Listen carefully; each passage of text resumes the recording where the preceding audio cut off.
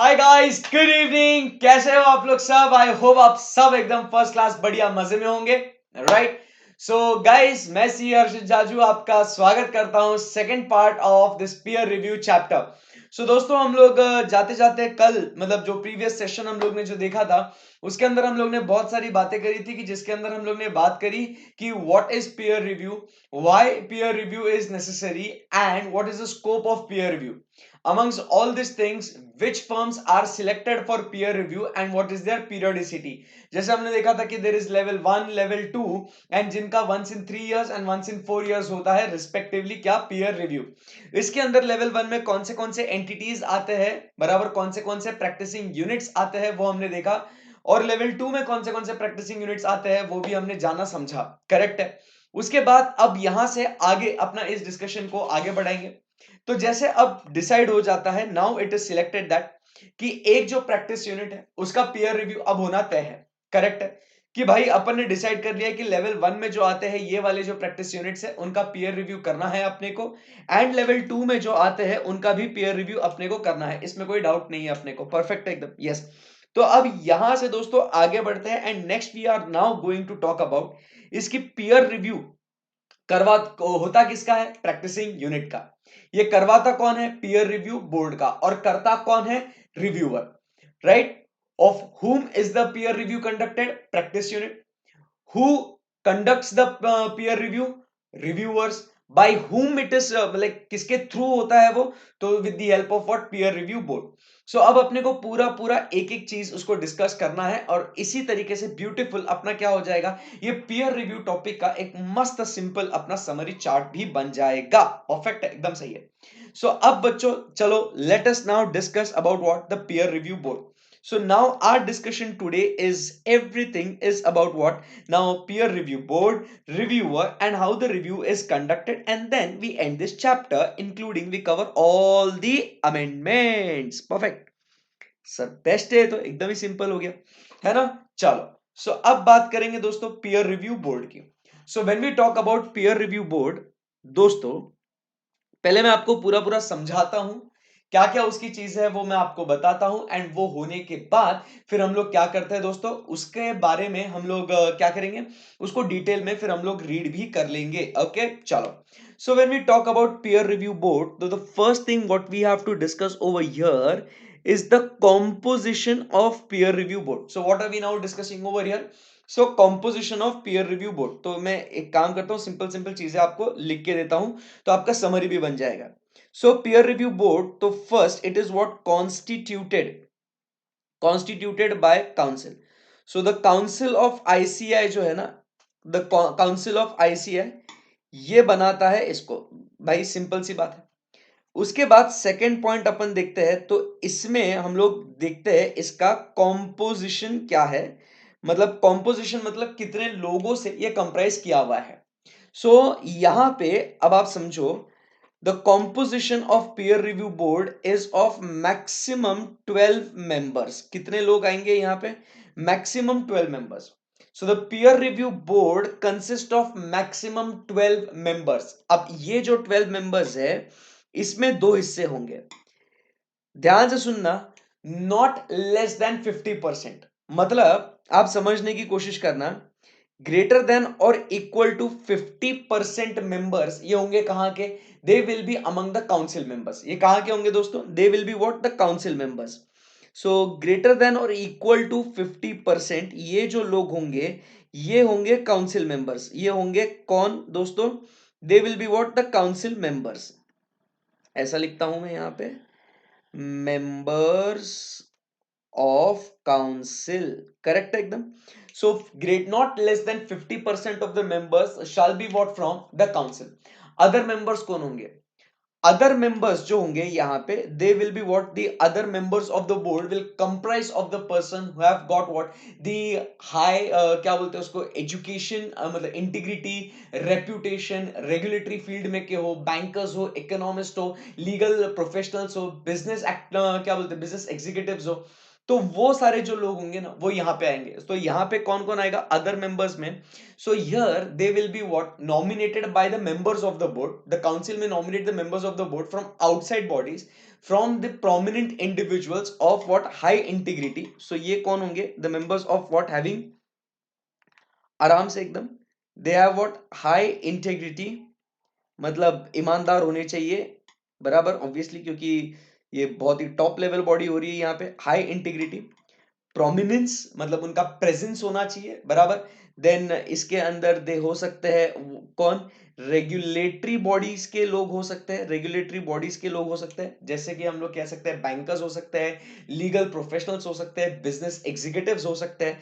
तो यस, ये सारे लोग आ सकते हैं इसके अंदर, पीयर रिव्यू बोर्ड के अंदर। तो अब आप समझो बात को, when we talk about peer review board, so my dear friends, it is constituted by the council, and when we talk about the composition, क्या बोला अपन ने?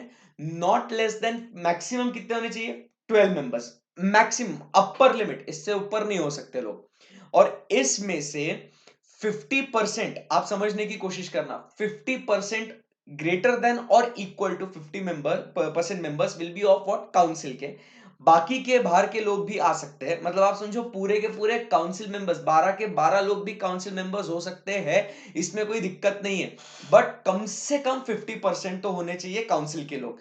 बाहर के आउटसाइड बॉडीज के लोग कौन हो सकते हैं? The persons of what? The high integrity, reputation, regulatory authorities, bankers, economist, business executives, legal professionals, ये सब आ सकते हैं इसके अंदर। आई बात समझ में आपको? राइट, एकदम सही है। फिर इसके अंदर अपन यहां से आगे बढ़ते हैं। सो इस कॉम्पोजिशन में यहां पे अपने पास क्या होगा? ये 12 मेंबर तो हो गए, अब इसका चेयरपर्सन भी होना चाहिए, बराबर। तो अपन चेयरपर्सन बना लेते हैं यहां पे, चेयर चेयरपर्सन, एंड ये यहां पे होगा वाइस चेयरपर्सन। तो यहां पे चेयरपर्सन एंड वाइस चेयरपर्सन भी होंगे ना, तो ये होंगे appointed by the council amongst the elected members of the council. So ये जो लोग होंगे, it is what? Appointed by whom? Appointed by council. ये इसको अपॉइंट कौन करेगा? तो चेयरमैन और वाइस चेयरमैन, ये कौन होगा? Appointed by the council from amongst it's elected council members appointed on the board. मतलब आप समझो बात को, अपॉइंटेड बाय द काउंसिल, इनमें से जो अपन ने 50% जो सिलेक्ट किए ना, बोलो बच्चों, यस सर। तो इनमें से जो अपन ने लोगों को सिलेक्ट किया ना दोस्तों, इनमें से ही अपन क्या करेंगे? We will select what? The chairperson and the vice chairperson. Clear है एकदम बात? राइट, एकदम सही है। अब इसके बारे में बातचीत होने के बाद यहां से आगे बढ़ते हैं, and next we talk about is the term. अब ये जो टर्म है, ये वाला पार्ट, अब आप समझो बात को कि एकदम इंपॉर्टेंट है, क्योंकि यहां पे this is what is the amendment. हाँ भाई, अब जो अमेंडमेंट्स, अब जितना भी आगे का सिलसिला है, ये सारा सारा क्या है? अमेंडेड पार्ट है। सो this is what is the amendment part. मैं फिर से कह रहा हूं, ध्यान दीजिएगा। अब यहां से ऊपर वाला तो पार्ट तो एकदम अपन पहले भी पढ़े हुए थे। अब जो आगे पढ़ रहे हैं दोस्तों, अब अपन बात कर रहे हैं, ये सब जो है ये किसकी बात है? ये अमेंडमेंट्स की बात है। सो टर्म, अब यहां पे हम लोग देखेंगे टर्म क्या है। So the term of the members shall be of what? Members का टर्म क्या होगा? ऑफ 1 ईयर, एकदम आराम से। मेंबर्स का टर्म होगा ऑफ व्हाट? 1 ईयर। बट अब आपको मैं अमेंडमेंट वाला पार्ट पढ़ाता हूं, फिर उसके बाद अपन इसकी समरी नोट करेंगे। Okay, so the term of the members is what? 1 year. और ये ऐसा पढ़ते पढ़ते इतना ब्यूटीफुल, एकदम ऐसा प्यार आना चाहिए, इतना मस्त समरी चार्ट बनना चाहिए कि एक चार्ट के अंदर अपना पूरा पूरा पीयर रिव्यू रिवाइज भी होना चाहिए, पूरा कंटेंट याद भी होना चाहिए। करेक्ट है ना? और कॉन्सेप्ट तो अपन पढ़ ही रहे हैं, उसमें तो कोई डाउट ही नहीं है। सो यहां पे अगर मैं देखूं, आपको बताऊं, तो कॉन्स्टिट्यूशन अपना हो गया, काउंसिल बनाएगा। कॉम्पोजिशन में अपन ने देखा 12 मेंबर्स। काउंसिल के मेंबर्स कितने होंगे? दूसरे कलर से करता है, काउंसिल के मेंबर्स कितने होंगे? Not less than 50%। Other members कौन से होंगे भाई? वो हाई इंटीग्रिटी के होने चाहिए, रेप्यूटेशन होना चाहिए, रेगुलेटरी अथॉरिटीज हो सकते हैं, bankers, economist, legal professionals, business executives, ये सब हो सकते हैं। फिर उसके बाद दोस्तों अपन बात करते हैं चेयरपर्सन। ये कौन होगा? काउंसिल अपॉइंट करेगी amongst the appointed members of the board. अब बात करते हैं टर्म की, तो टर्म 1 ईयर होगा, बट अब क्या कहते हैं इसके आगे, ये बहुत इंपॉर्टेंट है, this is the amended part. तो ये आपके साथ पहले मैं रीड कर लेता हूं, और रीडिंग होने के बाद फिर हम लोग क्या करेंगे, आगे हम लोग इसको डिस्कस करेंगे। अब क्या कहता है, ध्यान से देखना। The term of the members shall be for 1 year, the term for two third of the members shall be for 3 years, or end of the term of the member in council whichever is earlier, or such period as may be prescribed by the council from the time to time. The chairman and the vice chairman of the board may be rotated every year by the council of the institute. अब क्या लिखा हुआ है, the term of a member shall be for 1 year, the term of two-third members shall be for 3 years, or end of the term of the member in the council. मतलब आप समझो बात को कि इसके बाद मतलब 1 ईयर तो है बराबर। एक सेकेंड, आप एक काम करते हैं, चेक करते हैं यहां पे कोई मिस्टेक तो नहीं है ना, एक बार उसको कंफर्म कर लेते हैं अपन एक बार, ठीक है। Students, board of studies knowledge portal, final course,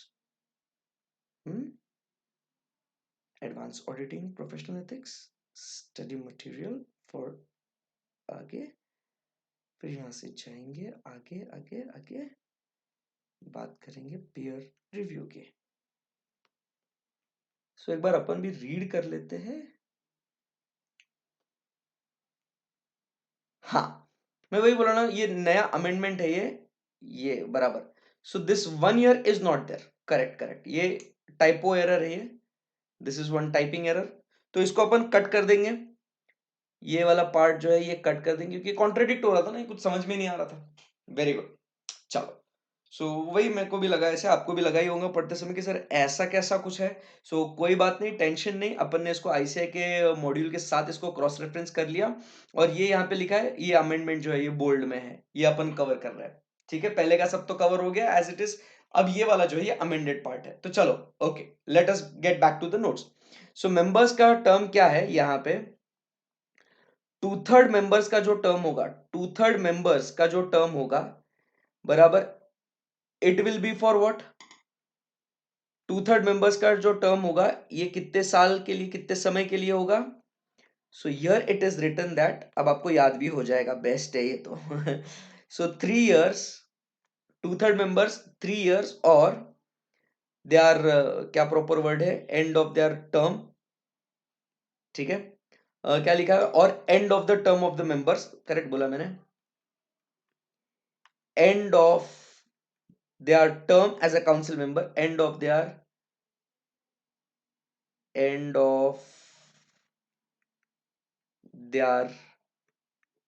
term as council member, end of their term as council member, whichever is earlier, whichever is earlier, correct है। सो ये बात तो हो गई। एंड फिर चेयरमैन एंड वाइस चेयरमैन में भी rotated every year, but important क्या है, मे be rotated every year, compulsory नहीं है। एंड उसके बाद मेंबर्स मतलब ये उसमें चेयरपर्सन वो सब आ जाता है, एंड फिर उसके बाद चेयरपर्सन एंड वाइस चेयरपर्सन का, chairman and vice chairman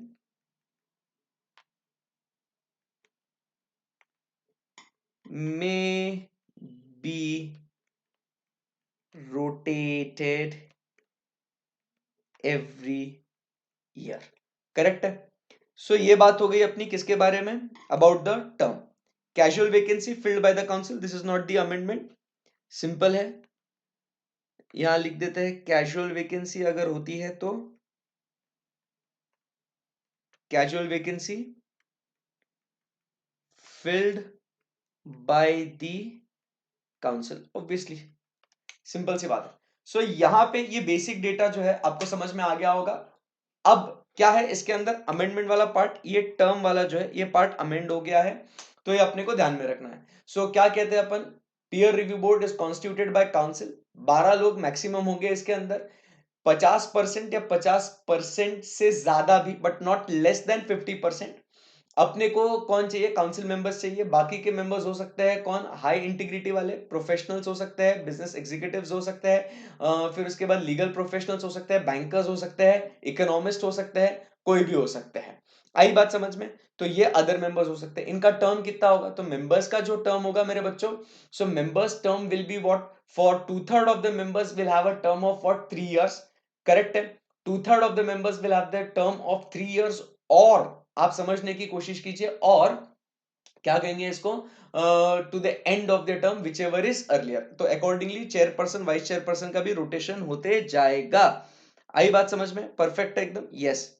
so next यहां से आगे बढ़ते हैं। अब यहां से आगे अपने को बात करनी about what the meeting requirement. Again this is what very important.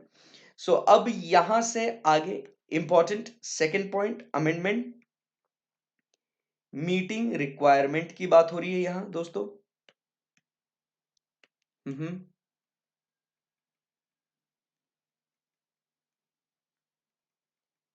Meeting requirement. So again मैं इसको बॉक्स में डाल देता हूं सो दैट यू अंडरस्टैंड। बाबा this is what an amendment. Perfect है, बहुत बढ़िया sir. So this is my dear friends is what the amendment, एकदम सिंपल है। तो अब यहां पे मीटिंग रिक्वायरमेंट क्या है, नो मतलब सबसे पहले मीटिंग रिक्वायरमेंट में अगर अपन बात करें तो यहां पे अपने को देखना है, सिंपल अगर मैं आपके लिए लिखूं तो अपने को बच्चा बात करनी है यहां पे कोरम की। सो कोरम कितना होगा यहां पे, no transaction shall be done unless at least 1/3 of the members of the board but not less than 3 members including chairman or in his absence the vice chairman is present। मतलब अब आप समझो इसके अंदर कोरम में क्या लिखा हुआ है, बहुत ही जोरदार लिखा हुआ है। मतलब अपने को कितने लोग चाहिए, 1/3 मेंबर्स चाहिए अपने को किसी भी हालत में, 1/3 मेंबर्स, 1/3 मेंबर्स तो चाहिए, बराबर। अब आप समझने की कोशिश कीजिए, 1/3 but not less than 3 members, ठीक है ना। मतलब क्योंकि अब आप समझो ना, मैक्सिमम अपन जब बात करते हैं ना तो मैक्सिमम कितने हो जाता है अपने, 12 मेंबर्स हो जाते हैं मैक्सिमम। तो ये मैक्सिमम है। मिनिमम, अगर मिनिमम समझो आप, आपके मिनिमम 8 मेंबर्स हो जाते हैं, मिनिमम 8 मेंबर्स हो जाते हैं, ठीक है, मिनिमम 8 मेंबर्स हो जाते हैं। तो इसका 1/3 कितना हो गया, 8/3, इट इज इक्वल टू 2.67। तो कम से कम 3 मेंबर चाहिए। अगर आपके 6 मेंबर्स है, इसको डिवाइड बाय 3 करें 1/3, तो आपके 2 मेंबर्स है। तो वो क्या बोलते हैं, नहीं बॉस ऐसा नहीं चलेगा, आप है ना, कोरम अगर चाहिए तो आपको हम क्लियर कट बता रहे हैं, हमें चाहिए एक तो कितने मेंबर्स, बॉस हमें चाहिए 1/3 मेंबर्स, बराबर के नहीं। बट उस 1/3 मेंबर्स में मतलब मिनिमम तो 3 मेंबर्स चाहिए। मतलब क्या कहते हैं, मिनिमम 3 और 1/3, ऐसी कुछ बात हो रही है सिंपल। बट इसके अंदर ये जो है ना, इसके अंदर वी इंक्लूड किसको इंक्लूड करते हैं अपन, बोलो ना, very good, we include what, chairman, और अगर वो एब्सेंट है तो वाइस चेयरमैन, बट इनका होना बहुत जरूरी है। सो जब तक, अब आप समझो बात को, जब तक ये कोरम मौजूद नहीं होता है तब तक कोई भी बिजनेस का ट्रांजैक्शन उस मीटिंग में होगा नहीं, पीयर रिव्यू बोर्ड के। सो आपको समझ में आ गया है, मीटिंग रिक्वायरमेंट में 1/3 ऑफ द मेंबर्स और 3 मेंबर्स, बराबर इंक्लूडिंग चेयरमैन, अगर वो एब्सेंट है तो वाइस चेयरमैन, ये इतना होना चाहिए। अगर नहीं तो मीटिंग आधे घंटे के अंदर, आधे एक घंटे के अंदर चलो टाटा बाय बाय, नहीं नहीं करना हमको। सो क्या कहता है, अगर ये मेंबर्स इतना कोरम नहीं बैठता है आपका, बराबर, in the absence of quorum within half an hour, आधे घंटे में छुट्टी करो, the meeting shall be adjourned to a date time and place fixed by the chairman और in his absence the vice chairman, बराबर। सो यहां पे इफ कोरम नॉट प्रेजेंट, क्या लिखेंगे अपन यहां पे, if quorum not present in absence of quorum meeting will be adjourned कितनी देर में, within within half an our.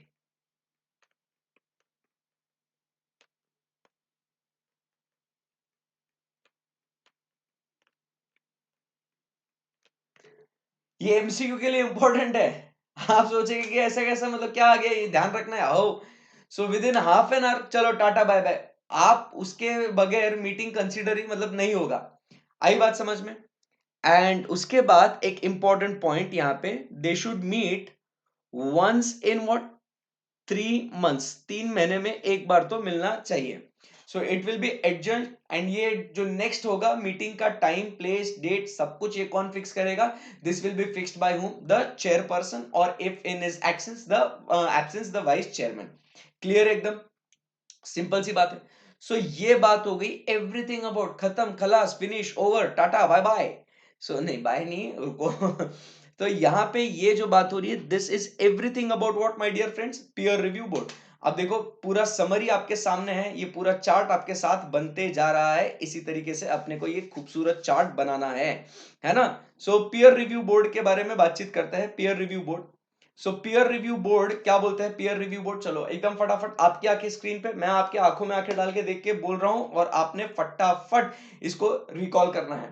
Peer review board, या तो आंखें बंद करके भी बोलो, आपको तो अभी पूरा इतना डिस्कशन हो गया, आपको पूरा याद भी हो चुका है और समझ में भी आ गया है। पीयर रिव्यू बोर्ड क्या बोलता है बच्चों, it is constituted by whom, the council members. Okay, हाँ, it is constituted by whom, the council members, point number 1।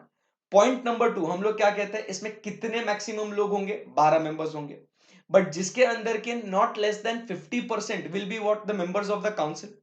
And उसके बाद बाकी के जो लोग होंगे वो कौन होंगे, persons of high integrity prominence, बराबर, regulatory authorities, bankers, economist, business executives, legal professionals, ये सब हो सकते हैं।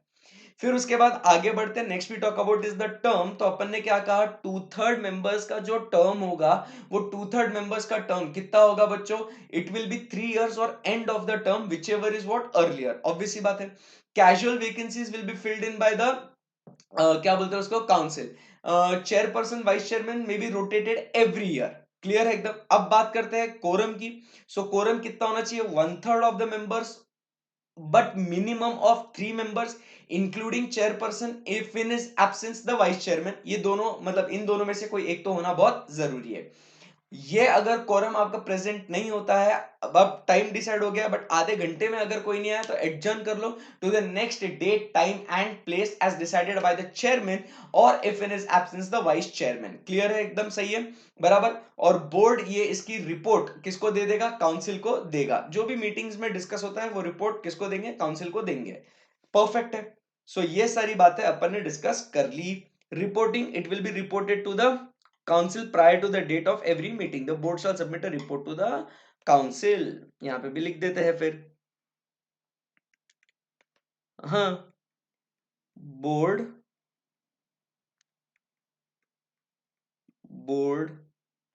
shall submit the report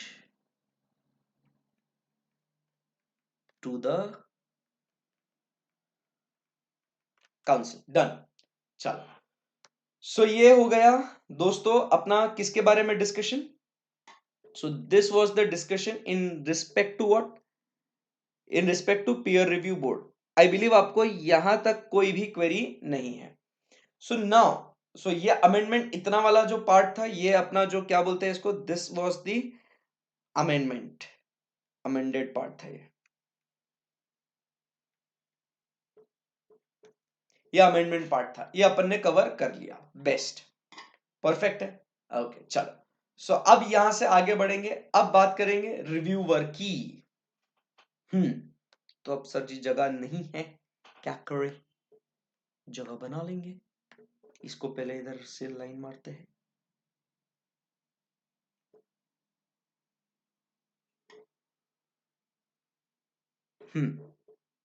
आपको समझ में आ रहा ना, ये सब ऐसा अपन एकदम सिंपल कर रहे हैं इसको। परफेक्ट। सो ये अब बात करेंगे पूरा पूरा रिव्यूअर के बारे में। Okay, are you guys ready now? यहां तक आई बिलीव आपको कुछ भी क्वेरी नहीं होगी। अब ये रिव्यूअर जो कौन है दोस्तों, तो यहां पे लिख देते हैं, इस रिव्यूअर को ही नाम बोलते हैं अपन पीयर रिव्यूअर, एंड यही व्यक्ति जो होता है ये क्या करता है, पीयर रिव्यू करता है। इसके एलिजिबिलिटी में बहुत सारे चेंजेस आए हुए हैं, तो आपको इसको भी ध्यान में रखना है। This is also what is the amendment. Okay, अब ध्यान से सुनना। पहले अपन इसको रीड करते हैं, फिर इसको एक स्ट्रक्चर्ड फॉर्मेट में अपन नोट डाउन करेंगे। है ना, इसको क्योंकि बहुत कॉम्प्लिकेटेड वे में प्रेजेंट किया है आईसीआई ने, और अपन ने नोट्स में भी वैसा रखा है, बट जब अपन समरी बनाएंगे तो उसको एक सिंपल स्ट्रक्चर्ड फॉर्मेट में बना देंगे। सो पीयर रिव्यूअर शाल, फोकस करना आराम से, घाई बिल्कुल भी मत करना, एक ही बार पढ़ना है और पूरा बॉडी के अंदर डाल देना है। अब पीयर रिव्यूअर शाल, सबसे पहले एक एक पॉइंट नोट कर लेना। He shall be a member in practice with at least 10 years of experience for level 1 entities and 7 years of experience for level 2 entities। तो अब मेरा बच्चा पहले फोकस करना है आपको, इसको बाइफरकेट कैसे करना है। लेवल 1 एंटिटीज को करने के लिए और लेवल 2 एंटिटीज को करने के लिए इसका एक्सपीरियंस गिन रहे हैं यहाँ पे। देखो, सबसे पहले तो he should be a member in practice. अब आप समझने की कोशिश करो, अपन ने क्या बोला इसको, he is a peer reviewer. Peer मतलब क्या, a person of similar standing. अब ये पीयर रिव्यू कर किसका रहा है, ये पीयर रिव्यू कर किसका रहा है, ये पीयर रिव्यू कर किसका रहा है, ऑब्वियसली सर प्रैक्टिस यूनिट का। तो भाई साहब, अगर प्रैक्टिस यूनिट का पीयर रिव्यू करना है तो तू भी तो प्रैक्टिस में चाहिए। आई बात समझ में? तो पॉइंट नंबर 1 अपने लिए सिंपल सी बात है यहाँ पे, he should be what, a member in practice. But अब आपके जो प्रैक्टिस यूनिट्स होते हैं इसको दो लेवल में बांटे जाते हैं, लेवल 1 एंड लेवल 2। सो अगर मुझे लेवल 1 बराबर लेवल 1 में करना चाहिए with at least 10 years of experience for level 1 entities and 7 years for experience for level 2। अगर मुझे, भाई साहब आप समझो बात को, अगर मुझे इसका पीयर रिव्यू करना है तो मुझे इसके जो एंटिटीज है ना, फॉर लेवल 1 एंटिटीज, मतलब मुझे प्रैक्टिस में 10 साल का एक्सपीरियंस चाहिए। मुझे प्रैक्टिस में 10 साल का एक्सपीरियंस चाहिए अगर मुझे लेवल 1 वालों का पीयर रिव्यू करना है तो, और लेवल 2 का अगर पीयर रिव्यू करना है तो मुझे प्रैक्टिस में 7 ईयर्स का एक्सपीरियंस चाहिए। तो अब आप समझो बात को कि मुझे प्रैक्टिस में कितना एक्सपीरियंस चाहिए। अगर लेवल 1 वालों का पीयर रिव्यू करना है तो प्रैक्टिस में एक्सपीरियंस चाहिए, प्रैक्टिस में एक्सपीरियंस चाहिए। ओके, परफेक्ट है।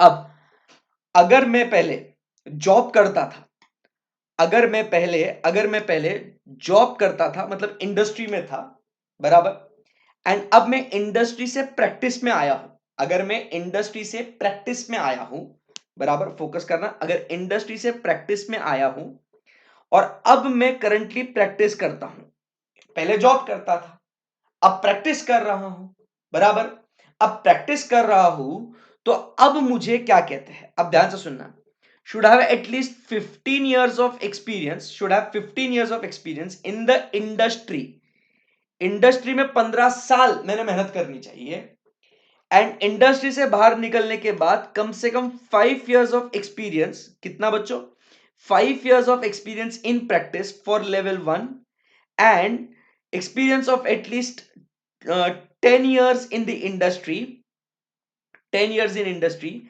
and 3 years in practice, 3 years experience in practice for level 2 entities। आप समझा, मतलब ओनली प्रैक्टिस में था, अब आप समझो बात को, ओनली प्रैक्टिस में हूं, ओनली प्रैक्टिस, तो भाई सिंपल सी बात है 10 और 7। बट इंडस्ट्री में था, इंडस्ट्री से प्रैक्टिस में आया, अब पीयर रिव्यू करना है, तो लेवल 1 में इंडस्ट्री का कितना एक्सपीरियंस चाहिए और लेवल 2 में इंडस्ट्री में कितना एक्सपीरियंस चाहिए, उसकी बात हो रही है। सब नोट करेंगे आराम से, पहले बॉडी के अंदर जाने दो। And then should have undergone what, ये तो एकदम चिल्लर बेसिक पॉइंट है, ट्रेनिंग चाहिए, बराबर, रिक्विजिट टेस्ट को क्लियर करना चाहिए जो बोर्ड ने लेता है वो, यहां तक बात सिंपल है। एंड उसके बाद अब ये वाला पॉइंट आपको समझ जाना चाहिए, फिर उसके बाद नोटिंग करेंगे। should have conducted audit of level 1 entities, for at least 7 years, or got his entity audited for at least 7 years, which should be a level 1 entity to be eligible for conducting peer review of level 1 entities। हाँ वाह बोलोगे, bye God sir ये है क्या, चलो आराम से समझाता हूं। ओके, अब ध्यान से सुनना समझना बॉस, बहुत ही इंटरेस्टिंग चीज हो रही है, टेम्परेचर बढ़ रहा है, मजा आ रहा है। अब ध्यान से सुनिएगा, eligibility of peer reviewer, eligibility of peer reviewer. Ready हो सब लोग? Yes sir, come on.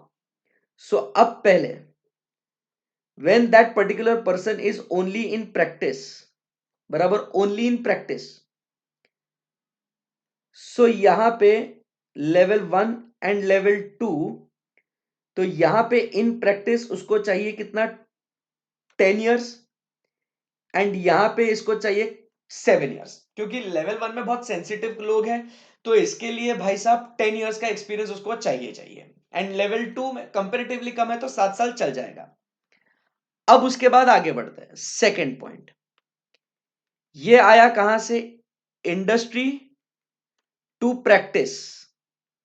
अब ये क्या देख रहे हैं अपन मामला, इंडस्ट्री टू प्रैक्टिस में। तो अब इंडस्ट्री टू प्रैक्टिस में बच्चा, दो बातें हो रही है, फिर से इंडस्ट्री टू प्रैक्टिस में अब आपने फोकस करना है, लेवल 1 की बात करेंगे एंड लेवल 2 की बात करेंगे। और अब आप ध्यान दीजिएगा, please please please please, concentrate concentrate, नजर हटी दुर्घटना घटी दोस्तों, यो बेबी। सो यहां पे उसको लेवल 1 में इंडस्ट्री के लिए कितना एक्सपीरियंस चाहिए एंड प्रैक्टिस में भी कितना एक्सपीरियंस चाहिए, उसकी बात हो रही है यहां पे। समझ में आया क्या? सो इंडस्ट्री में उसको चाहिए कितना, 15 years का एक्सपीरियंस चाहिए, और प्रैक्टिस में आफ्टर दैट उसको 5 years का एक्सपीरियंस चाहिए। मतलब उसने इंडस्ट्री में कम से कम 15 साल गुजारने चाहिए और 5 years प्रैक्टिस में होना चाहिए, अगर उसे लेवल 1 का पीयर रिव्यू करवाना है तो। अगर मैं मुझे अगर किसी का पीयर रिव्यू करना है, और जिसका मैं पीयर रिव्यू कर रहा हूं, अगर वो लेवल 1 कैटेगरी के अंदर आता है, तो मेरा एक्सपीरियंस कितना होना चाहिए, अगर मैं सिर्फ प्रैक्टिस में हूं तो 10 साल का, इंडस्ट्री से प्रैक्टिस में आया तो इंडस्ट्री में मैंने कितना समय गुजारना चाहिए, मैंने 15 साल गुजारने चाहिए इंडस्ट्री में, और 5 साल प्रैक्टिस में गुजारने चाहिए। अगर मैं लेवल 2 वालों का पीयर रिव्यू करने जा रहा हूं, तो प्रैक्टिस में मुझे 7 साल का एक्सपीरियंस होना चाहिए, इंडस्ट्री में मुझे कितने साल का बोलते हैं यहां पे, मुझे इंडस्ट्री में यहां पे 10 साल का, कितना, 10 साल का एक्सपीरियंस होना चाहिए, और प्रैक्टिस में 3 years का होना चाहिए। अगर मैं सिर्फ प्रैक्टिस में हूं तो ये 10 और 7 खलास, अगर इंडस्ट्री से प्रैक्टिस में आया तो ये इंडस्ट्री में इतना समय प्लस प्रैक्टिस में इतना समय आपका होना बहुत जरूरी है। आई बात समझ में आपको? क्लियर एकदम जी। अब इसके बाद थर्ड पॉइंट, अब ये आपको मैंने एकदम स्ट्रक्चर्ड वे में समझा दिया। थर्ड पॉइंट अब ध्यान से सुनना, थर्ड पॉइंट ध्यान से सुनना, अगर इसको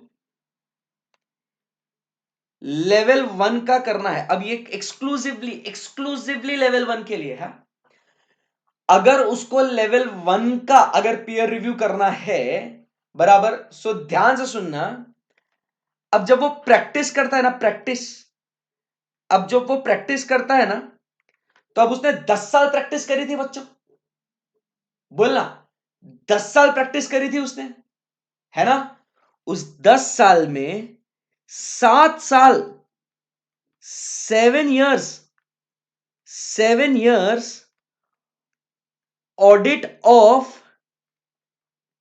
लेवल 1 एंटिटीज।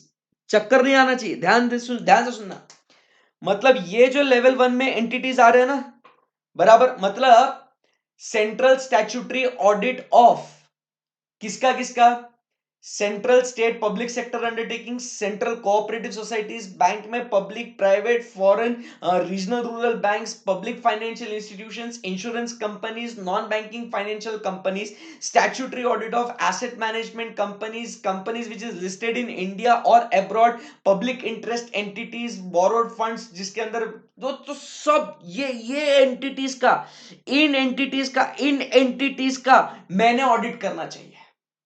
मेरे 10 साल के प्रैक्टिस में 7 साल मैंने इनका ऑडिट करना चाहिए, क्योंकि अब आप समझो ना यार, तुम समझो ना मैं क्या बोल रहा हूं, तुम ध्यान दो, मैं अगर इसका ऑडिट कर रहा हूं और ये लेवल 1 में आता है, बराबर, इसका क्लाइंट बेस क्या है, इनके लिए किस तरीके से काम करना चाहिए, इसका भी तो अंडरस्टैंडिंग मेरे को होना चाहिए कि नहीं। अरे इसके पास अनशन बड़े बड़े बड़े बड़े बड़े बड़े बड़े क्लाइंट्स है, बराबर, और ये इसका काम करता है, बट मुझे पता ही नहीं कि इनका काम किस तरीके से हैंडल किया जाता है, तो क्या सेंस बनेगा भाई, क्या सेंस बनेगा।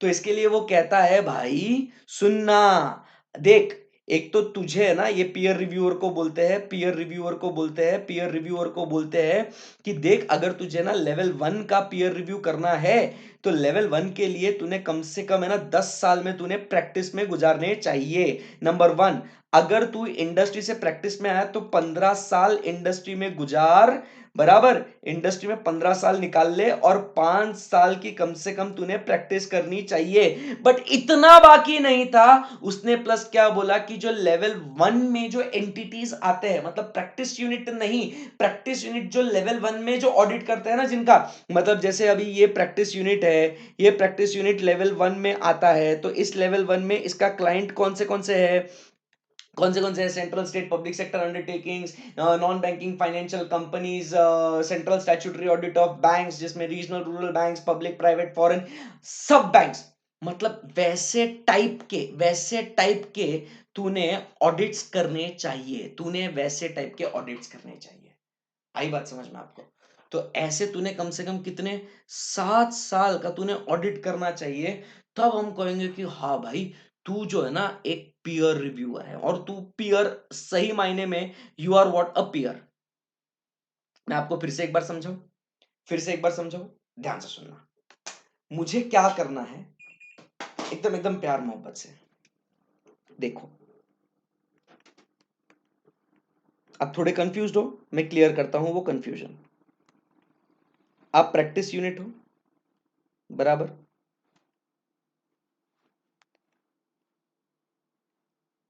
आप लेवल 1 में आते हो, और लेवल 1 में आने के लिए आपके जो क्लाइंट्स होते हैं, मतलब लेवल 1 में आने के लिए आपके क्लाइंट्स नहीं बोलना है मुझे, नहीं तो और ज्यादा कंफ्यूजन हो जाएगा। लेवल 1 में आने के लिए आपके पास ये एक लिस्ट वाले क्लाइंट्स होने जरूरी है, ठीक है। अब मैं यहां पे कौन हूं, पीयर रिव्यूअर हूं, ठीक है। मुझे अगर आपका पीयर रिव्यू करना है तो मेरा एक्सपीरियंस क्या होना चाहिए, मैं आपका पीयर रिव्यू करने के लिए मेरी एलिजिबिलिटी क्या है। तो इसमें अगर मैं, मतलब अभी मैं कौन, पीयर रिव्यूअर हूं, आप मतलब प्रैक्टिस यूनिट हो, ध्यान में रखना। सो मैं अगर सिर्फ प्रैक्टिस में हूं तो मैंने 10 साल का प्रैक्टिस का एक्सपीरियंस रखना चाहिए, मैं सिर्फ लेवल 1 की बात कर रहा हूं। अगर मैं इंडस्ट्री से प्रैक्टिस में आया हूं तो सिर्फ लेवल 1 के लिए इंडस्ट्री में मैंने 15 साल गुजारने चाहिए, और फिर प्रैक्टिस में मैंने 5 साल गुजारने चाहिए। So this is A and this is B. अब इसके अलावा क्या कहता है, मैं प्रैक्टिस तो कर ही रहा हूं ना, मैं प्रैक्टिस तो कर ही रहा हूं ना, मैं प्रैक्टिस तो कर रहा था ना सिचुएशन 1 में, प्रैक्टिस तो कर रहा था ना, 10 साल की प्रैक्टिस तो थी ना। तो प्रैक्टिस में मैं भी तो ऑडिट करता हूंगा ना, प्रैक्टिस में मैं भी तो ऑडिट करता हूंगा। तो मैंने 10 साल में, इस 10 साल में 7 साल मैंने ऑडिट कर रहा है, बट इस 7 साल में कम से कम मेरे पास लेवल 1 के एंटिटीज होने चाहिए, मतलब ऐसे टाइप के एंटिटीज मेरे पास होने चाहिए, ऐसे टाइप के एंटिटीज मेरे पास होने चाहिए, तब जाके मैं उनका माइंडसेट समझ सकता हूं। या तो अगर मैं इंडस्ट्री में हूं, अगर मैं इंडस्ट्री में हूं, अब बात करते हैं इंडस्ट्री में। तो जिस इंडस्ट्री में मैं था, जिसके पास जॉब करता था, बराबर, वो लेवल 1 में ऑडिट होनी चाहिए थी। वर्डिंग्स क्या लिखे हुए हैं कि or got his entity audited for at least 7 years, which should be a level 1 entity to be eligible for conducting the peer review। मतलब मैं अगर इंडस्ट्री में हूं, तो अगर मैं इंडस्ट्री में हूं तो मैंने जॉब किधर करना चाहिए, इधर इधर, central state, central cooperative banks, PFI, insurance companies, NBFC, मैंने इधर काम करना चाहिए। तो 7 साल मैंने इंडस्ट्री में यहां गुजारने चाहिए। अब आई बात समझ में आपको? यस, क्लियर है। And if you have not understood, still you can drop the uh, part of confusing part in the comment section and I will definitely reply to you, कोई टेंशन नहीं है। ओके, सो अब यहां पे लिखता हूं level 1 के लिए, हाँ ये तो लिख दिया यहाँ पे 7 years audit of level 1 entities, और यहां पे लिखता हूं दैट इज, हाँ ऐसा लिखता हूं, organisations that come under to classify any practice unit as level 1। आई बात समझ में आपको? परफेक्ट। तो अपन ने उन ऑर्गेनाइजेशंस का 7 साल ऑडिट अपन ने करना चाहिए, बराबर। या तो क्या कहते हैं 7 years get his entity audited, 7 years get his entity audited, सही है। बाकी तो बॉस एकदम सिंपल है, ये मैं हाईलाइट कर देता हूं। He should undergone what training and test होना चाहिए। He should furnish a declaration as prescribed by the board. He should give the confidentiality, बराबर। And you shall not be eligible. अब वो एलिजिबल कब नहीं होगा, तो ये तो बात बहुत एकदम सिंपल है कि अगर उसके अगेंस्ट, ये तो पहले भी था, अगर कोई डिसिप्लिनरी एक्शन उसके अगेंस्ट है तो भाई तू दूसरा का काम क्या चेक करेगा। अब तेरे अगेंस्ट ही अगर डिसिप्लिनरी एक्शन है तो भाई तू ही क्या काम करेगा। अगर तू प्रोफेशनल मिसकंडक्ट या अदर मिसकंडक्ट में अगर गिल्टी है तो भी तू नहीं हो सकता। अगर तुझे कोर्ट ने कन्विक्ट कर दिया है तो भी तू नहीं हो सकता है। अगर ही और his partner has any obligation और conflict of interest in practice unit, अगर उस प्रैक्टिस यूनिट में उसका कुछ लेना देना है, कुछ इंटरेस्ट है, तो भी नहीं कर सकता है वो, बराबर। सो नॉट एलिजिबल कब हो जाएगा वो?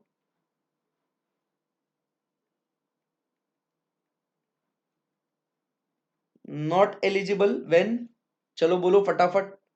सो he will be not eligible when any disciplinary action or proceeding is pending against him.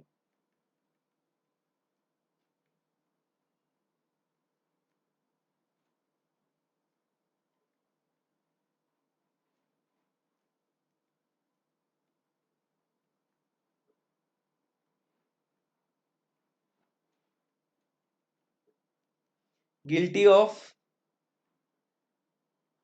Professional or other misconduct, convicted by court, correct है। If he has interest in, interest or obligation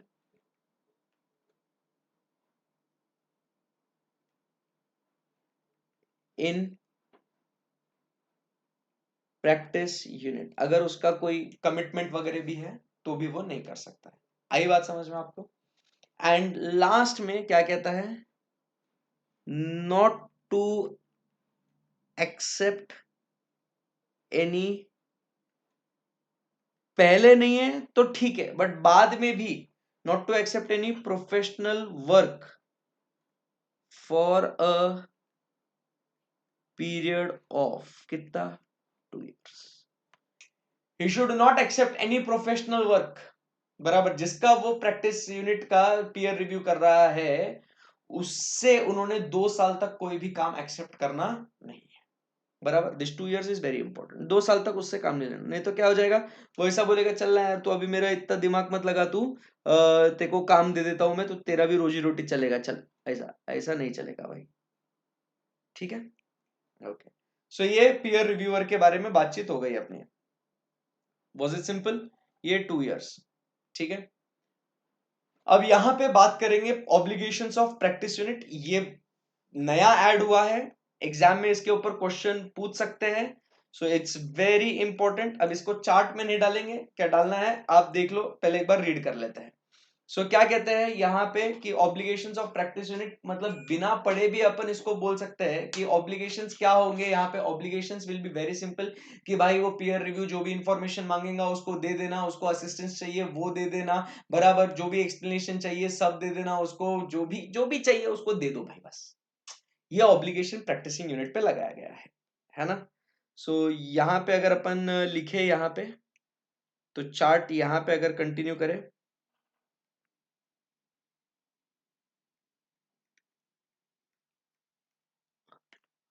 obligations of the practicing unit. चलो, क्या obligations है? Any practice unit in addition to the prescribed information to be furnished, including the questionnaire statements and such other particulars as the board may deem fit, shall comply with the following। तो क्या क्या देना है उसको? Produce to the reviewer or allow access to any record, documents or prescribed register maintained by the practice unit, or any other record or document which is in the class, which is of class of description so specified and which is in the possession or under the control of practicing unit. Then provide explanation or further particulars information in respect of anything produced in compliance with requirement of subclause 1 above. Provide to the reviewer all assistance in connection with the peer review. Where information or matter relevant to the practice unit is recorded otherwise than a legible form, practice unit मतलब अगर वो read नहीं कर सकते कुछ store इसमें है, reproduction of any such information or matter in the legible form with translation in English or Hindi if matter is in any other language, and if such translation is requested and if it is requested by the reviewer. The practice unit shall be responsible and accountable for accuracy and truthfulness of the translation. Provided, कितना simple सी बात थी, बराबर एकदम। तो चलो इसको लिखते हैं, ऑब्लिगेशंस ऑफ प्रैक्टिस यूनिट क्या है भाई? ऑब्लिगेशंस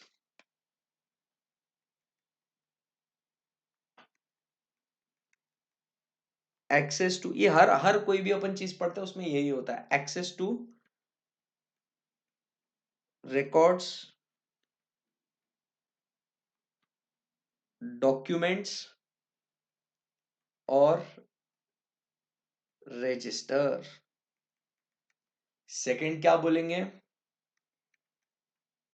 एक्सप्लेनेशन और further information. Third, assistance.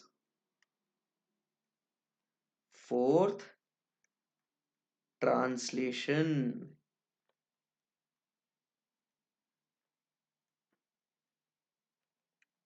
when records are not in legible form। आई बात समझ में आपको? भाई सिंपल है एकदम, कोई टेंशन नहीं है यहाँ पे, परफेक्ट एकदम। अब यहाँ पे ऑब्लिगेशंस ऑफ प्रैक्टिसिंग यूनिट हो गए। अब यहाँ पे आगे obligations of peer reviewer. peer reviewer के ऑब्लिगेशंस क्या है वो देखते हैं। चलो, इसके क्या होंगे भाई? समय पे काम खत्म कर लेना, ज्यादा टाइम पास मत करना। हाँ कह रहे हैं आपसे, नहीं तो देखना, ऐसा कुछ भी नहीं। चलो, अब क्या कहते हैं? The reviewer shall not take any extracts of the practice unit's client's file or record। Shall not take any extracts, क्योंकि working papers और documents is the क्या बोलते हैं उसको, property of the auditor। तो भाई अपने कोई extracts वगैरह नहीं ले सकता है वो। Examined by him while conducting the peer review as a part of his working papers, and shall complete the review within the prescribed time frame। Not take the extracts, ठीक है। of clients file or records, complete peer review within prescribed time frame. बहुत ही आसान है sir. चलो देख रहे हो, अरे वाह यार सर कितना ब्यूटीफुल लग रहा है सर, सो अमेजिंग,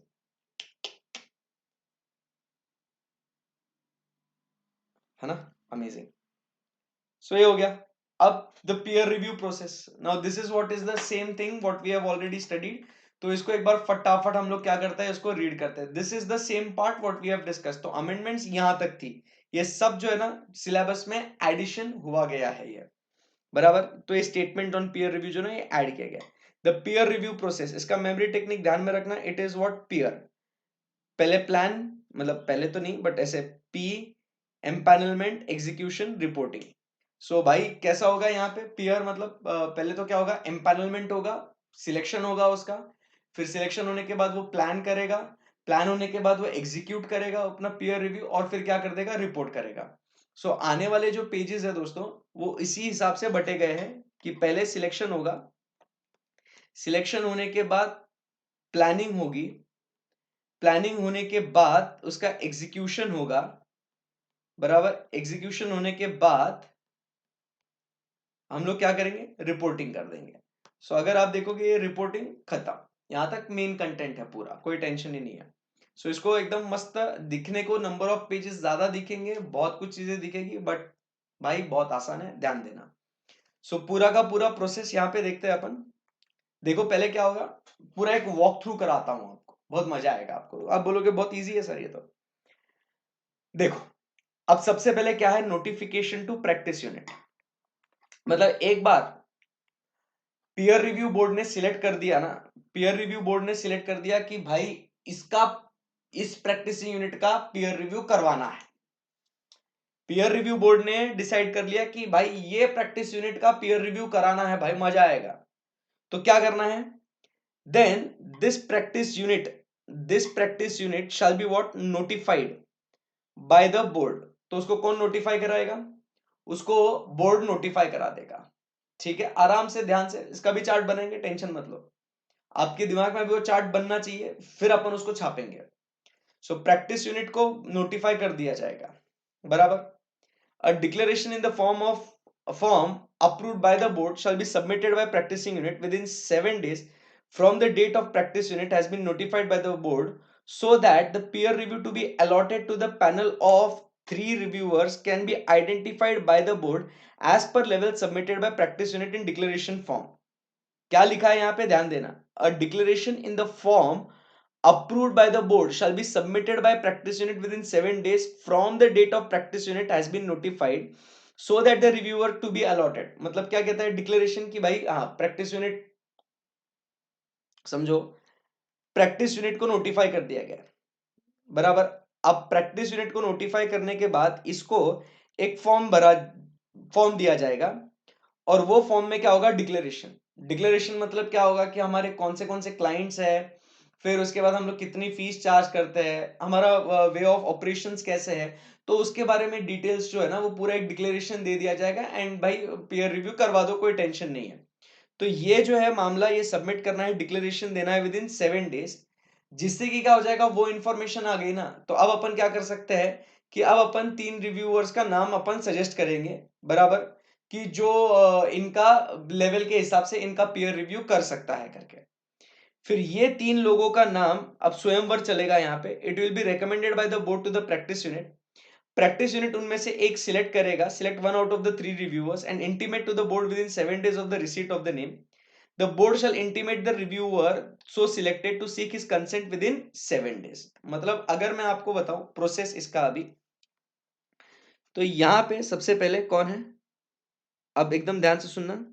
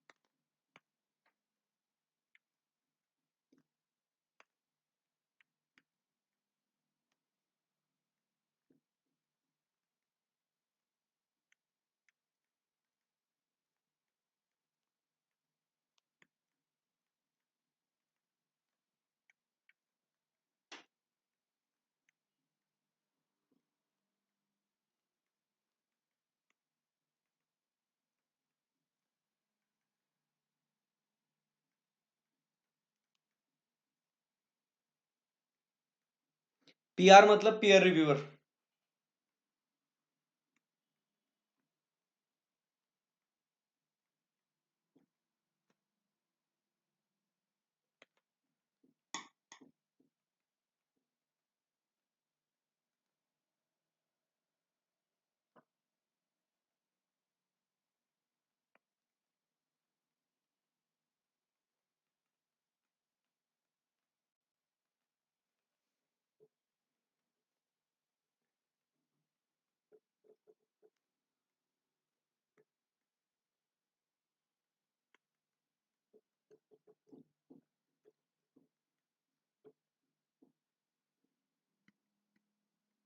पीआरबी मतलब पीयर रिव्यू बोर्ड।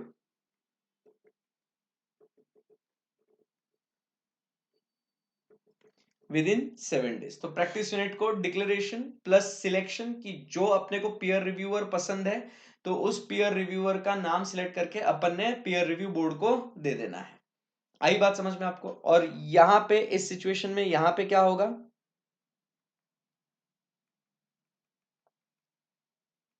अब ये जो पीयर रिव्यूअर सिलेक्टेड है ये क्या करेगा, intimate to peer review board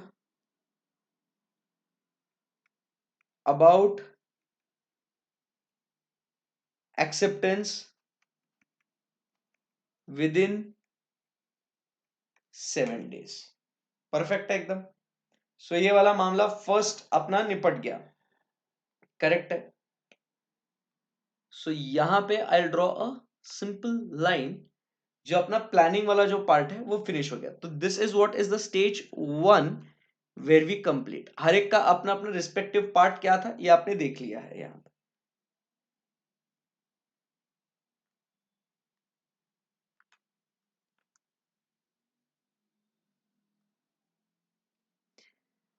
ये हर एक ने अपना रिस्पेक्टिव पार्ट यहाँ पे निभा लिया। पीयर रिव्यू बोर्ड ने क्या किया, पीयर प्रैक्टिस यूनिट ने क्या किया, और पीयर रिव्यू रिव्यूअर ने क्या किया।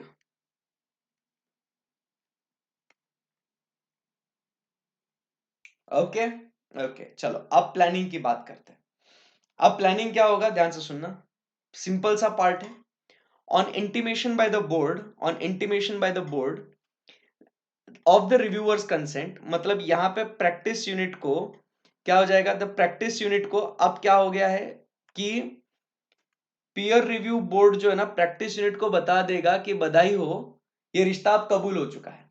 क्योंकि अब आप समझो, 3 रिव्यूअर के नाम बताए गए थे प्रैक्टिस यूनिट को, प्रैक्टिस यूनिट ने उसमें से एक को सिलेक्ट किया, उसको सिलेक्ट करके बताया किसको, पीयर रिव्यू बोर्ड को। पीयर रिव्यू बोर्ड ने बताया किसको, पीयर रिव्यूअर को कि भाई तेरा नाम सिलेक्ट हो गया है।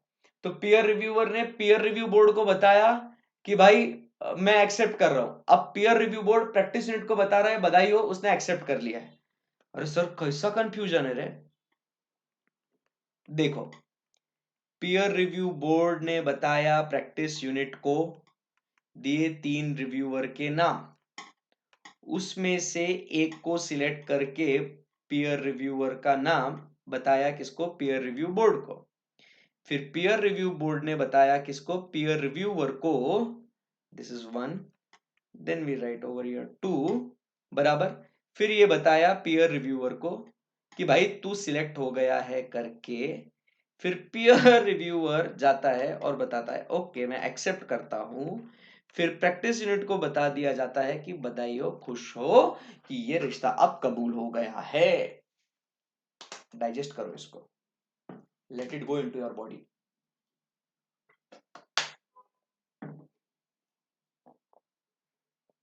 ओके, अब यहां से आगे बढ़ते हैं। On the intimation then within 15 days furnish the following information to the reviewer. So अब यहां से एक्सेप्टेंस होने के बाद अगला स्टेप, ये स्टेज 1 हो गया। अब स्टेज 2, यहां पे किसका काम शुरू हो रहा है, प्रैक्टिस यूनिट का। Within 15 days provide info to peer reviewer.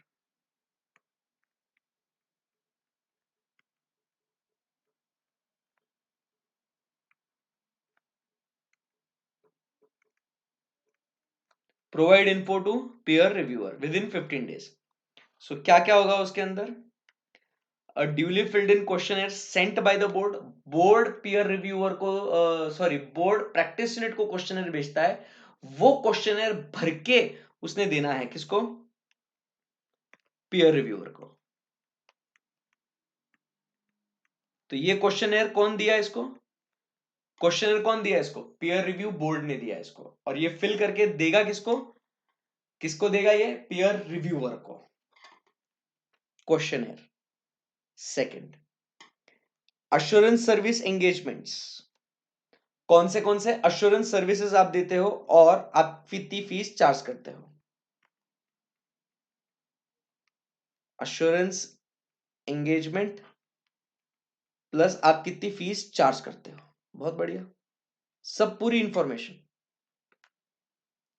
फिर उसके बाद policies and procedures adopted by practice unit in respect to independence of the staff, supervision, development, second person review, and generally policies followed for carrying out those services। तो हम उनको बताएंगे अपने office की internal policies and procedures क्या है, कि staff कैसा इंडिपेंडेंट रहता है, आप ऑडिट कैसे कैरी आउट करते हो, आपका काम कौन रिव्यू करता है, उसके बारे में। फिर उसके बाद प्रोसीडिंग्स आपके अगेंस्ट कोई है क्या, डिटेल्स ऑफ प्रोसीडिंग्स, बराबर, अभी कोई चालू है क्या, पेंडिंग है क्या, बराबर, या कुछ आपके 3 years preceding the period of review or any time thereafter till the date of submission कोई आपके अगेंस्ट कोई प्रोसीडिंग्स चालू है क्या। Information to be furnished by peer review board. The peer review board shall call for relevant information from UDIN directorate and share consent details with the peer reviewer which shall form part of the peer review। आई बात समझ में? तो ये भी चलेगा एक। तो ये पूरा पूरा यहां पे बी वाले पार्ट में this is the first thing that will take place. ठीक है, I will walk you through again, don't worry, इसमें कोई टेंशन नहीं है आपको। सो भाई अभी तक क्या हुआ? कहानी आपस में मिलन हो गया, प्रैक्टिस यूनिट को पीयर रिव्यू बोर्ड ने दे दिया एक क्वेश्चनर, वो भर के अपन ने देना है 15 दिनों के अंदर किसको? पीयर रिव्यूअर को। उसके अंदर अपन कौन से अश्योरेंस एंगेजमेंट्स करते हैं, कैसी फीस चार्ज करता है, अपने इंटरनल पॉलिसीज एंड प्रोसीजर्स क्या है, प्लस साथ ही साथ आपको यह भी बताना है कि आपके अगेंस्ट कोई प्रोसीडिंग्स पेंडिंग है या नहीं। फिर अब क्या होगा बी वाले पार्ट में? अब यहां पे सेकंड वाला पार्ट, अब ये भैया कुछ काम करेंगे।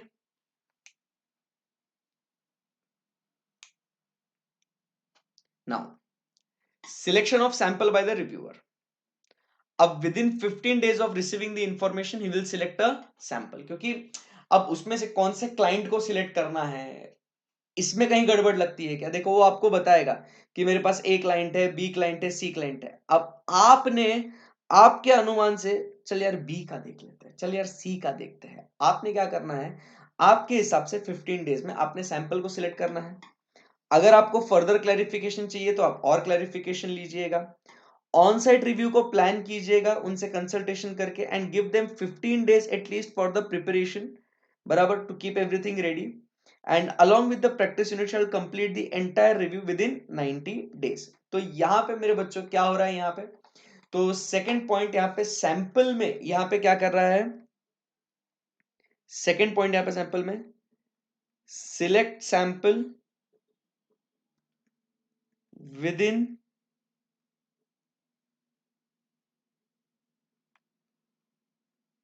select sample within 15 days। Point number 2, अगर कुछ और क्लैरिफिकेशन चाहिए तो फर्दर क्लैरिफिकेशन आप उनसे लीजिए। 15 days for PU to get ready,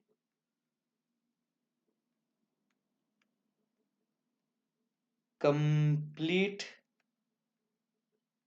review within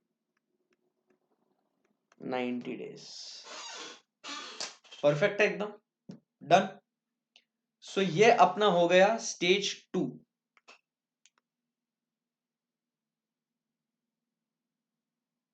perfect, मजा आ रहा है। अब पीयर रिव्यू बोर्ड का कुछ भी काम नहीं है इधर, अब ये बोलेगा तुम तुम्हारा निपट लो भाई।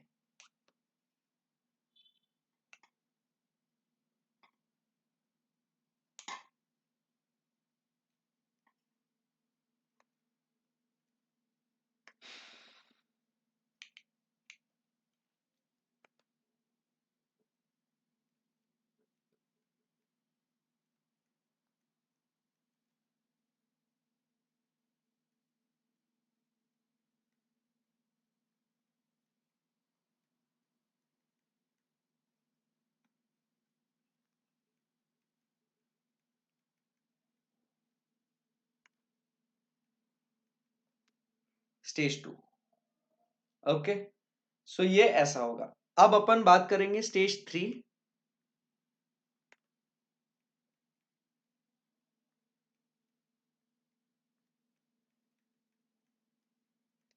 जो है execution.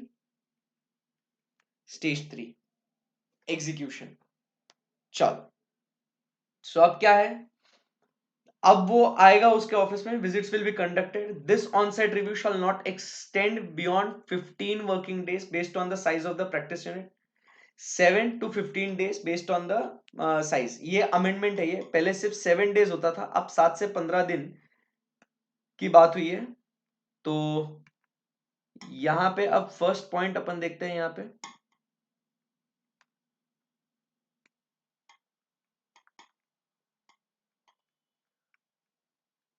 On site visit 7 to 15 days, depend करता है उसके साइज के ऊपर। ये 15 डेज नया ऐड हुआ है, this is the amendment over here.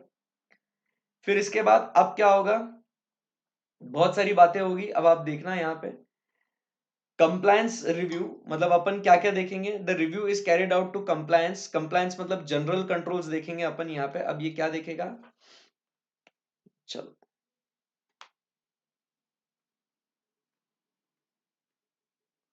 Compliance मतलब आपको बचपन में पता है, अपन कंप्लायंस मतलब अपन कंट्रोल्स के बारे में बात करते थे, कंप्लायंस अप्रोच। तो जो जो आपके लिए प्रोटोकॉल्स लगाए गए थे, बराबर, वो प्रोटोकॉल्स आप कंप्लाई कर रहे हो या नहीं कर रहे हो, मतलब जनरल कंट्रोल्स का कंप्लायंस हो रहा है या नहीं हो रहा है, जनरल कंट्रोल्स को आप फॉलो कर रहे हो या नहीं कर रहे हो, वो अपने को देखना है यहाँ पे। सो इसमें क्या क्या आता है कंप्लायंस में, सबसे पहले पीयर रिव्यूअर को क्या देखना है कि आपके ऑडिट में सबसे पहले इंपॉर्टेंट क्या बात होती है, एक है इंडिपेंडेंस। तो क्या आप इंडिपेंडेंट हो या नहीं, फिर आप इंडिपेंडेंट हो, फिर आप आपके प्रोफेशनल स्किल्स एंड स्टैंडर्ड को मेंटेन करते हो या नहीं करते हो। Professional skills and standards should be what maintained, you should maintain what the professional skills and standards। Professional skills and standards के साथ साथ आप स्टाफ को किस तरीके से रिक्रूट करते हो, स्टाफ का इंडिपेंडेंस कैसा है, स्टाफ इंडिपेंडेंट है या नहीं है, उनको किस तरीके से आप डेवलप करते हो, बराबर, वो आपको देखना है। तो staff recruitment, staff supervision, supervision and development, ठीक है। उसके बाद अपन बात करते हैं अबाउट व्हाट आउटसाइड कंसल्टेशन, कि अगर आप कहीं से कुछ पूछताछ करते हो, कोई एक्सपर्ट्स वगैरह आप लेके आते हो, बराबर, किसी आउटसाइड ऑडिटर का हेल्प लेते हो आप, तो वो। एंड फिर आपका जनरल ऑफिस एडमिनिस्ट्रेशन कैसा है, बराबर। तो इसको अपन क्या कहते हैं, बेसिकली इसका मेमोरी टेक्निक अपन ने बनाया था क्लास के दौरान, तो वो क्या था, office PICS. So office PICS मतलब क्या है कि भाई office, office administration, P PICS मतलब professional skills and standards, I मतलब इंडिपेंडेंस, सी मतलब कंसल्टेशन, एंड लास्ट में एस मतलब क्या कहते हैं, स्टाफ का रिक्रूटमेंट, सुपरविजन एंड डेवलपमेंट। आई बात समझ में। So this is what is the office, then PICS मतलब P I, consultation C and S. Perfect एकदम, यस। सो ये कंप्लायंस अप्रोच हो गया। फिर इसके बाद अब अपने को क्या करना है, सिलेक्शन ऑफ द एंगेजमेंट। क्या करना है अपने को, सिलेक्शन ऑफ अश्योरेंस एंगेजमेंट। अपन मतलब अभी कौन है, पीयर रिव्यूअर है, सिलेक्शन ऑफ अश्योरेंस एंगेजमेंट्स, बराबर। सो भाई ये एकदम आसान सा काम है। It depends upon the quality controls, size and nature, methodology adopted for practice unit in providing the assurance services, number of partners involved इसके अंदर, the number of locations उस practice unit के कितने हैं, fees charged in received and GST paid, and from the initial sample selected by the planning stage the reviewer shall in consultation with peer review board may reduce or enlarge the initial sample size। मतलब क्या क्या देखेगा वो आपको समझ में आ गया वो। so this entire thing will be based upon what, selection, अपन ने उसके एंगेजमेंट्स को किस तरीके से सिलेक्ट करना है। सो नंबर वन अपन बात करते हैं कि आपने क्या क्वालिटी ऑफ कंट्रोल्स आप लगा रहे हो, क्वालिटी ऑफ कंट्रोल्स, ठीक है। फिर उसके बाद आप नेक्स्ट पॉइंट देखोगे कि जिसका आप सिलेक्ट कर रहे हो size and nature of that particular organisation, फिर आप कितनी फीस चार्ज करते हो, नंबर ऑफ पार्टनर्स कितने इन्वॉल्व है, बराबर, लोकेशंस कहाँ कहाँ पे वो स्कैटर्ड है, वो उसके बारे में बात करता है। फिर आपका अप्रोच, काम करने का तरीका, मेथोडोलॉजी भी आप देखेंगे, मेथोडोलॉजी, यस परफेक्ट है, बराबर। सो ये ऑन साइट विजिट में ये सब काम होगा और फिर रिव्यू हो जाएगा ये in accordance with what, the compliance approach and substantive approach, perfect है। तो इसके अंदर अपन क्या करेंगे, रिकॉर्ड्स देखेंगे, इंटरनल कंट्रोल्स को इवैल्यूएट करेंगे, डिटेल में टेस्ट करेंगे, फाइनेंशियल स्टेटमेंट्स आप बराबर से प्रेजेंटेशन है क्या नहीं, कंक्लूजन्स बराबर है क्या नहीं, एंड ऑडिट रिपोर्ट सही तरीके से दे रहे हो या नहीं दे रहे हो। सब्सटैंटिव अप्रोच मतलब पूरा वर्किंग पेपर्स डिटेल में देखेंगे। Reporting, reporting is very simple. Reporting मतलब क्या, आप क्या बनाओगे, अब ये पूरा काम होने के बाद final last stage is reporting. इसमें अमेंडमेंट्स नहीं है, इसके लिए थोड़ा फास्ट चला रहा हूँ ये, नहीं तो कुछ बच्चे जो फर्स्ट टाइम देख रहे हैं इसको वो बोलेंगे अरे यार सर यूजुअली ऐसे ही भगाते हैं क्या, मार खाओगे। यूजुअली इससे बहुत ज्यादा स्लो पढ़ाता हूँ और बहुत भारी, इसको हटा देता हूँ।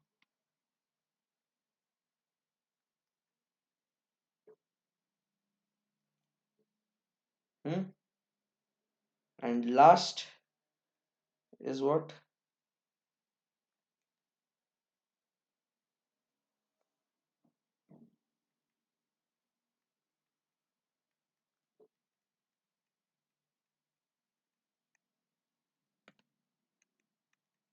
This is stage 4।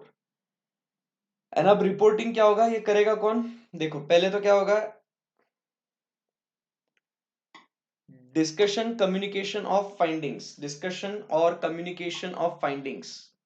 तो जैसे ही ऑन साइट रिव्यू हो जाएगा, अब ये सिर्फ मैं रीड कर रहा हूँ और यहाँ पे सिर्फ मैं लिख रहा हूँ कि ये भाई साहब क्या करेंगे, यहाँ पे ये रिपोर्ट दे देंगे।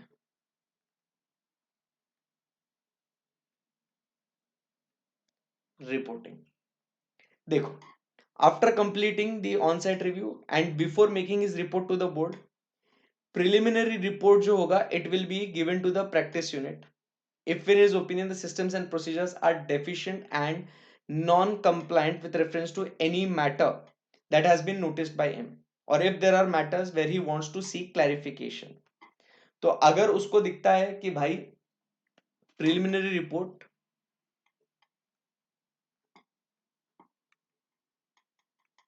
Report to practising unit for clarification,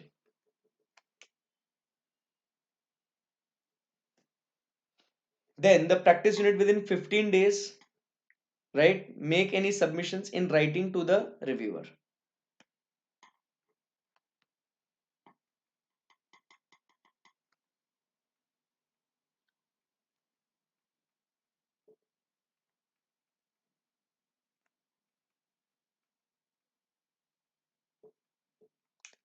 15 days में make submission to the reviewer. अब यहां से आगे peer review of reviewer. At the end of the onset, if the reviewer is satisfied with the reply, अब दो बातें होगी यहाँ पे.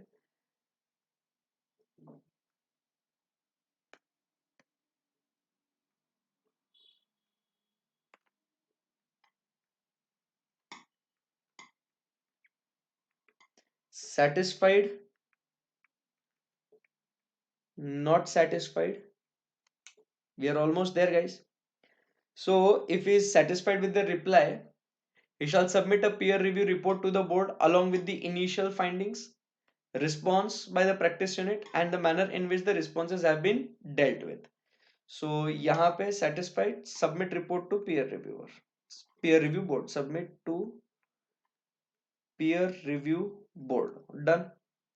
But उसके बाद in case it is of the opinion that it is not satisfactory, he shall submit a modified report to the board incorporating the reasons to the same. Not satisfied,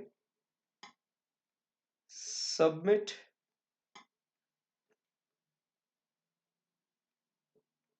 modified report. Submit modified report, the initial findings, response, and the manner in which it was dealt with. The same lines. In case of modified report, the board shall order the peer review board. अब board मतलब peer review board, हाँ, shall order a follow on of the review after 1 year from the date of the issue of a report in the B above.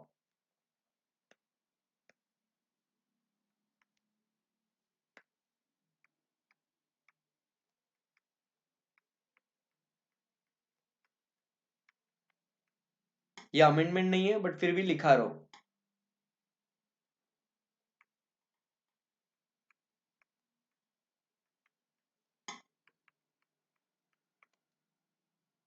After 1 year, if the board decide, it can be reduced to 6 months.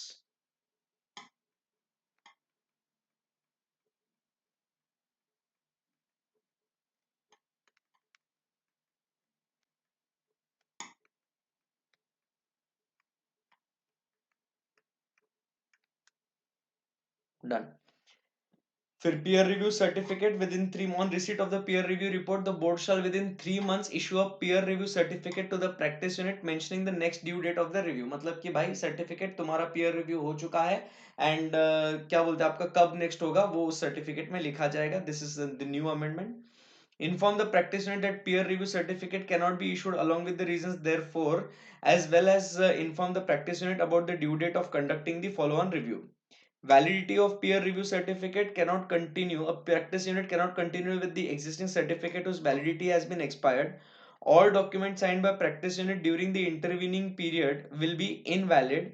Therefore, it is the responsibility of practice unit to complete the peer review of the firm and submit all necessary documents at least 1 month before the date of expiry of the previous certificate. Qualified assistants use कर सकते हैं. Board को intimate करना है कि हम लोग assistant use करते हैं, उस असिस्टेंट ने भी कॉन्फिडेंशियलिटी अप्रोच रखना चाहिए. एंड ये पूरा का पूरा इसके आगे अपन ने बनाया है इसका क्या समरी. ये पूरा समरी है इसका और इनहेरेंट लिमिटेशंस वगैरह. तो दिस इज द एंड. मतलब बाकी कुछ अमेंडमेंट्स नहीं है इसके. ओके.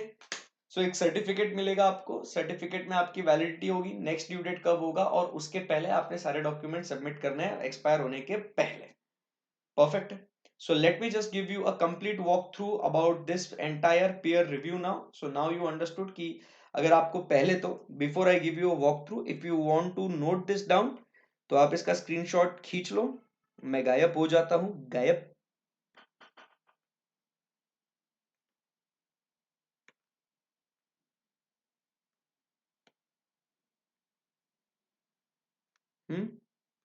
ओके.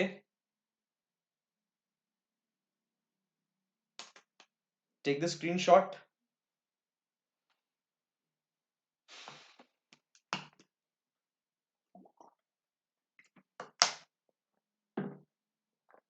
ओके. अब ये सेकंड पार्ट इसका स्क्रीनशॉट.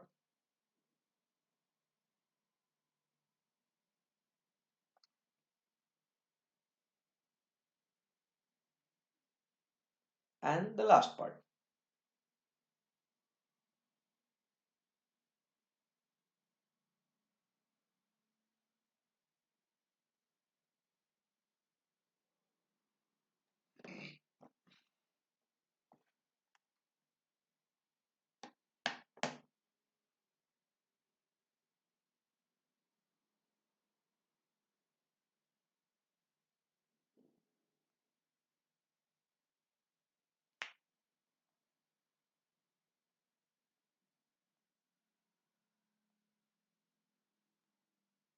Okay done. मैं आ जाता हूँ वापस।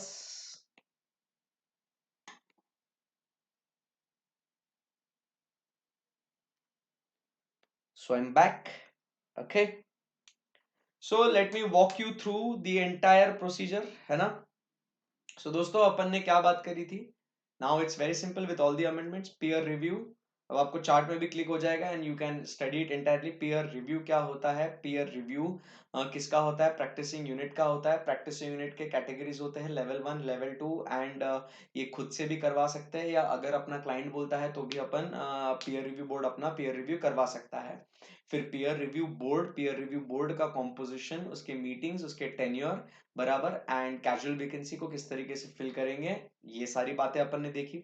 फिर पीयर रिव्यूअर एलिजिबिलिटी क्या होती है उसकी, उसके बारे में बातचीत हुई अपनी। एंड फिर उसके बाद ऑब्लिगेशंस ऑफ प्रैक्टिस यूनिट क्या है और ऑब्लिगेशंस ऑफ पीयर रिव्यूअर क्या है वो अपन ने देखा। And the step by step approach की प्रोसेस क्या है इसका। Stage 1 is what we do is empanelment, second is what is the planning, third is what is the execution and fourth is what is the reporting. तो ये पूरा पूरा summary उसका बन जाता है, एकदम सिंपल सा है, और कुछ है ही नहीं चैप्टर में इसके, है ना। I hope you guys enjoyed this session, thank you very much. जरूर इस वीडियो को लाइक करना, शेयर करना आपके फ्रेंड्स के साथ, और अगर अच्छा लगे तो please subscribe to my channel, CA Harshad Jaju. Thank you, bye bye.